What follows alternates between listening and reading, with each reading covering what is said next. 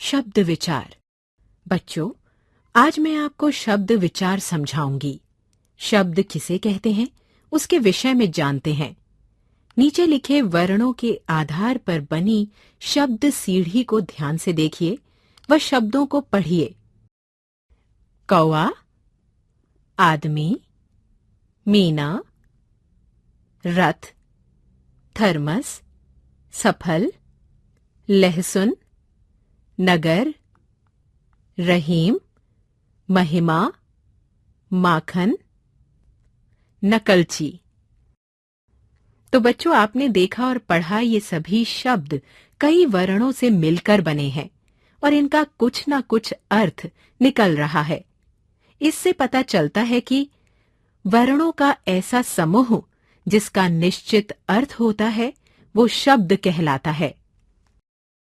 आप जानते हैं कि हम अपने भावों और विचारों को प्रकट करने के लिए शब्दों का प्रयोग करते हैं। जिस व्यक्ति को जितने अधिक शब्दों का ज्ञान होता है, उसे उस भाषा का अच्छा ज्ञाता माना जाता है।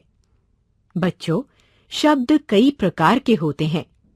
शब्दों के भेद इन आधार पर होते हैं। पहला, अर्थ के आधार पर। दूसरा, स्रोत के आधार पर। तीसरा, रचना के आधार पर। चौथा, प्रयोग के आधार पर। अर्थ के आधार पर शब्दों के भेद। आइए, अर्थ के आधार पर शब्दों के भेदों को जानते हैं। बच्चों, इन शब्दों को पढ़िए। पुस्तक मकल। इन शब्दों में पुस्तक शब्द का तो अर्थ है, परंतु मकल शब्द का कोई अर्थ नहीं निकलता। इस प्रकार अर्थ के आधार पर शब्दों के दो भेद होते हैं, सार्थक और निरर्थक। सार्थक शब्द, जिन शब्दों का कोई अर्थ होता है, उन्हें सार्थक शब्द कहते हैं, जैसे पुस्तक, कमल, सुराही आदि। निरर्थक शब्द, जिन शब्दों का कोई अर्थ नहीं होता, उन्हें निरर्थक शब्द कहते हैं, जैसे मकल, छमली, नगुश आदि। बच्चों, अर्थ के आधार पर सार्थक शब्दों के निम्नलिखित भेद होते हैं: पर्यायवाची, विलोम, अनेकार्थी, वाक्यांशों के लिए एक शब्द, एकार्थी और एकार्थक प्रतीत होने वाले शब्द। बच्चों, इनका अभ्यास हम आगे के पाठों में विस्तार से करेंगे। दूसरा, अब स्रोत यानी उत्पत्ति के आधार पर शब्द भेद समझते हैं। प्यारे बच्चों, आप जानते हैं कि उत्पत्ति के आधार पर शब्द के 4 भेद होते हैं: क तत्सम, ख तद्भव, ग देशज और घ विदेशी यानी आगत। क तत्सम संस्कृत के ऐसे शब्द जिनका हिंदी में उसी रूप में प्रयोग किया जाता है जिस रूप में वे होते हैं, उन्हें तत्सम शब्द कहते हैं, जैसे सूर्य, मयूर, दंत, ग्राम, नृत्य आदि। ख तद्भव संस्कृत के जो शब्द कुछ परिवर्तन के साथ हिंदी में प्रयुक्त होते हैं, उन्हें तद्भव शब्द कहते हैं, जैसे चंद्र से चांद, सर्प से सांप, मुख से मुंह आदि। ग देशज। बच्चों, ऐसे क्षेत्रीय शब्द जो स्थानीय बोलियों या उपभाषाओं से हिंदी में आए हैं, देशी या देशज शब्द कहलाते हैं, जैसे कड़क, फुंगी, गाड़ी, फटाफट आदि। घ विदेशी, आगत। हिंदी में आए अन्य देशों के शब्दों को आगत या विदेशी शब्द कहा जाता है।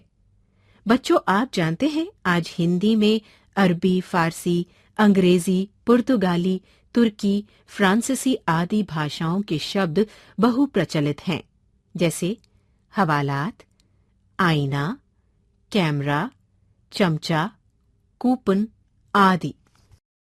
समझ गए बच्चों?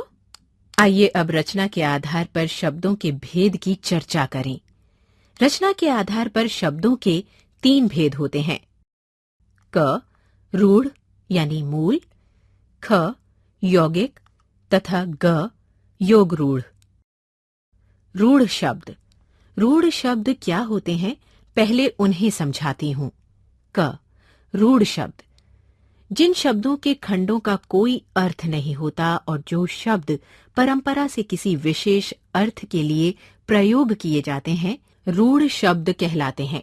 जैसे घर, नल, फल, माता आदि। बच्चों, यदि घर शब्द के टुकड़े करें, घ, र, इसका कोई अर्थ नहीं निकलता। ठीक है बच्चों? ख यौगिक शब्द ऐसे शब्द जो 2 या 2 से अधिक शब्दों के मेल से बने हों तथा उनके खंड करने पर उसके प्रत्येक खंड का अर्थ निकलता हो, वे यौगिक शब्द कहलाते हैं। जैसे यज्ञशाला, यज्ञ जमा शाला, यानी कि यज्ञ के लिए शाला। हिमालय, हिम जमा आलय, यानी कि हिम का आलय। समझ गए बच्चों? चलिए अब योग रूढ़ शब्दों को समझते हैं। योग रूढ़ ऐसे यौगिक शब्द जिनका प्रयोग किसी विशेष अर्थ में ही होता है, उन्हें योग रूढ़ शब्द कहते हैं।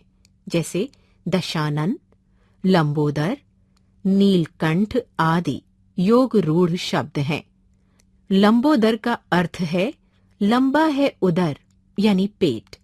बच्चों, प्रत्येक मोटे पेट वाले व्यक्ति को लंबोदर नहीं कहते। इसका प्रयोग केवल भगवान गणेश के लिए ही किया जाता है। आप सभी इन शब्दों को भलीभांति समझ गए हैं। अब आप सबको बता दें, प्रयोग के आधार पर भी शब्दों के भेद होते हैं। प्रयोग के आधार पर शब्दों के 2 भेद होते हैं। क विकारी शब्द और ख अविकारी शब्द। क विकारी शब्द जिन शब्दों के रूप, लिंग, वचन और कारक के अनुसार बदल जाते हैं, वे विकारी शब्द कहलाते हैं। जैसे संज्ञा, सर्वनाम, विशेषण और क्रिया शब्द। ख अविकारी शब्द जिन शब्दों के रूप हमेशा एक से रहते हैं, वे अविकारी शब्द कहलाते हैं। जैसे क्रिया विशेषण, संबंध बोधक, समुच्चय बोधक और विस्मयादि बोधक शब्द।